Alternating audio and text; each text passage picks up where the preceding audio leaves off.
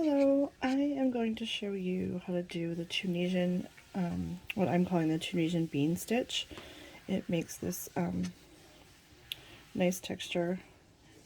I like the way it looks on both sides, and it is a fairly easy stitch. It is a Tunisian stitch, so you can chain any multiple, and what you're going to do is work in the second chain from the hook, and you are going to work in the back bump, insert your hook into the stitch, yarn over and pull up a loop.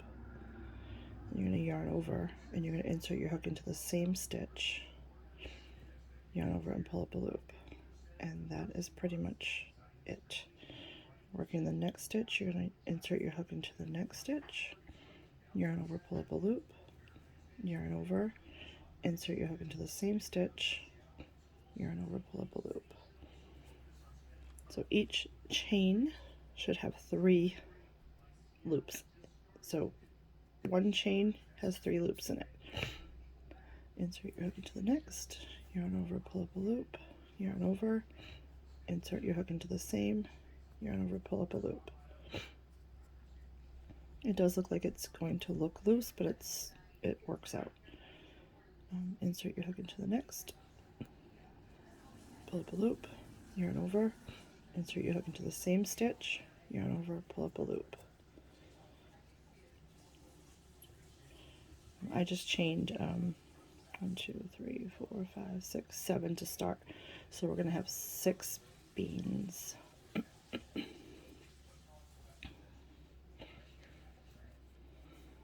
Okay. Last stitch, last chain. So you're going to insert your hook into the stitch, yarn over and pull up a loop, yarn over, insert your hook into the same stitch, yarn over and pull up a loop. So now you should have however many number of chains you have, minus 1 times 3 and then plus 1. I know that sounds like Common Core math, but so each 3, 6, 9, 12, 15, 18, and then so I have, that would be 6 chains. My 7th chain is right here. That's probably confusing, but the first stitch is 1, and then the rest of them should have 3. So for your return pass, you're not going to do it the way you do a normal Tunisian return pass. You're going to yarn over and pull through 3 loops, which is your first bean. And then you're going to yarn over and pull through 4 loops. The loop on the hook, and then the next bean. And then yarn over, pull through 4. The loop on the hook, and then the next bean. It's very easy to check your work, because if you split a bean up, you're going to end up with an odd, you're going to end up with not the correct number of loops at the end. So I'm going to pull through 4, yarn over, pull through 4, and at the end of the row you should have 2 loops left, your working loop and your very first loop that you started with.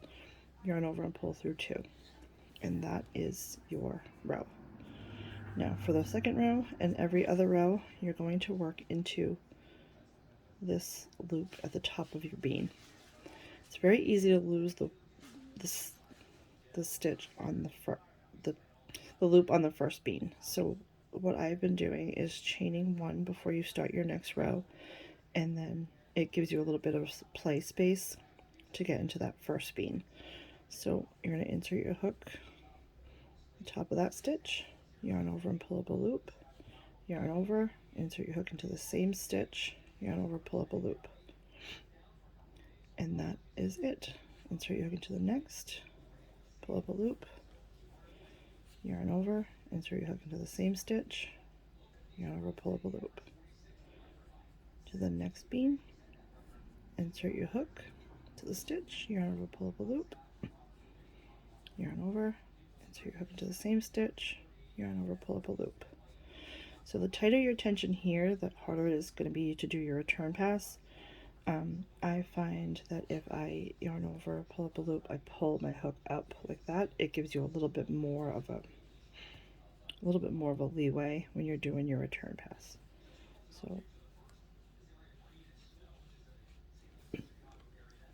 When you get to the last one, this is another one that is a little bit tricky to find. It kind of leans toward the right. Same as the last time.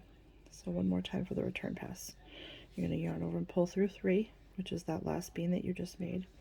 Yarn over, pull through 4. Your working loop and the next bean. Yarn over, pull through 3, or 4, I'm sorry. Yarn over, pull through 4. Make sure you don't catch an extra loop of the next bean. Yarn over, pull through 4, and then you have the end of your row. You have 2 loops left. Yarn over and pull through 2 loops. And that is it.